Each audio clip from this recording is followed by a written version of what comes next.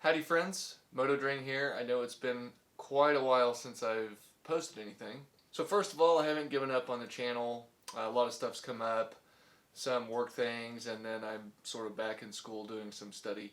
So, priorities. I do plan on doing more reviews, but we'll see. As soon as I'm available, we'll be doing that. As a side note, I have finally gotten the Project Hayabusa to a place where I'm happy with it. I've enjoyed writing it, and I'm on to already another project. It'll be a DR650 rally bike. With that, it's time that I probably sell the Hayabusa.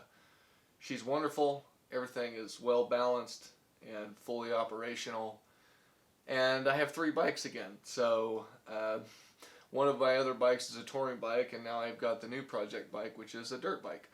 So I will be listing this bike for sale, and if you found it by chance of the link, welcome. But let me give you a brief tour of the bike. So she started her life as a mostly stock 2006 Hayabusa LE. There was, some marring of the paint, and the age had begun to show, and I thought that it could be a really cool concept bike, maybe as a retro look, or what we ended up settling with was sort of this naked cafe racer approach. And made some connections with our friend Alex from AM Customs, and he's a fabulous welder, so we decided to sort of go ham with it. When I got it, the only upgrades to this were the Leo vents, full titanium exhaust, and sort of your stage 1 common airbox mod and Power Commander 5. So I believe the last dyno with this was a 170, 175 wheel horsepower. She screams. With that, Alex and I set forth to try and retain a lot of the bike's natural characteristics so that we wouldn't upset the engineering of the machine. We're not going to outsmart that. So the geometry we wanted to keep the same, and the chassis and the engine, we really wanted to keep those pretty much true to what the bike was. So we started sort of taking things apart and seeing where we could lose some weight, such as with the obnoxiously large tail section of the bike, what it used to be. That dropped a lot of weight. This tail is carbon fiber, vacuum formed, and chromoly steel in the subframe. So it's very light. The entire assembly of it lost. It was dramatic weight loss. With regard to the front, of course, we've lost the big nose piece and a lot of that side fairing, and much of the old plastic interior, which we were able to sort of consolidate into more industrial metal looks. And we based the console around a Harley-Davidson headlight. I thought that would be pretty cool. So full-size tri-bar style Harley-Davidson headlight. The bracket and gauge assembly were made by Alex, and we originally had a shroud for it right here. Woohoo! This worked pretty good. It worked really good as a sort of windbreak, but I kind of, in doing some more maintenance, took it off and realized I really like the look of this sort of industrial, open look. And there really is not a lot of exposed wires or anything. It looks very simple, and I really like that about it. Overall, it's lost about 80 pounds. It is stupid fast. It loves to do wheelies now.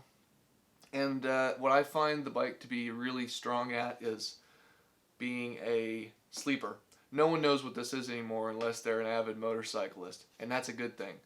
It doesn't draw the wrong attention, and then say someone pulls up, maybe personal anecdote, someone pulls up to you in a brand new Supra just trying to impress their girlfriend, you won't have to do half throttle even to just smoke them.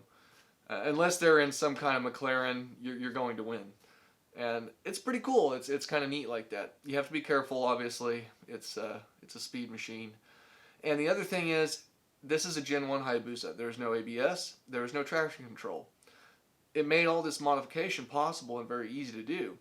However, be very cognizant of the fact that yes, it does have very large brake calipers, 6-piston brake calipers, but there's no ABS. So if you have to panic brake, it's going to require a degree of skill. The bike is fully operational, and within the last year was taken to a professional mechanic who works with PIR racers, and he completely went through the bike. He basically did an entire engine overhaul and replaced so many parts. It was not a cheap bill. However, it runs smoother than it ever has in the entire time that I've owned it, and it is probably the most reliable bike that I currently own. Ironically, the oldest.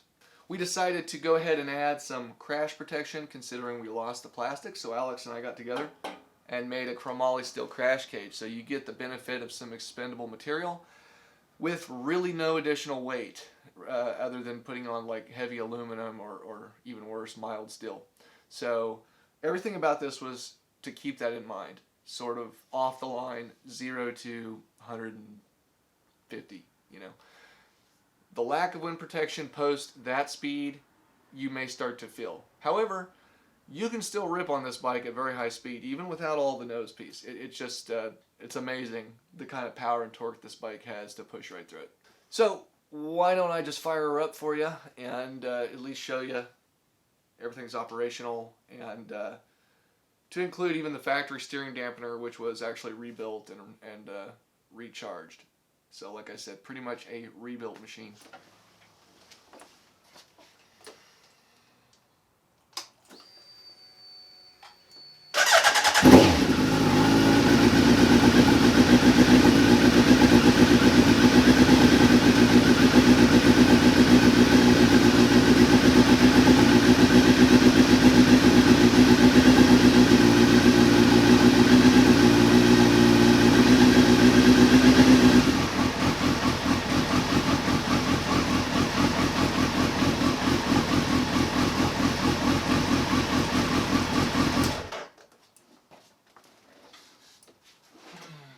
So I've really enjoyed owning this bike. I've had this bike longer than any bike that I have owned, and I've owned quite a few now, I guess. You know how it goes.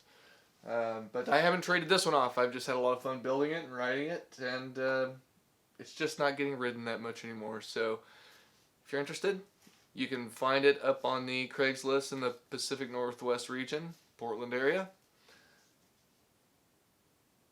I'll miss it.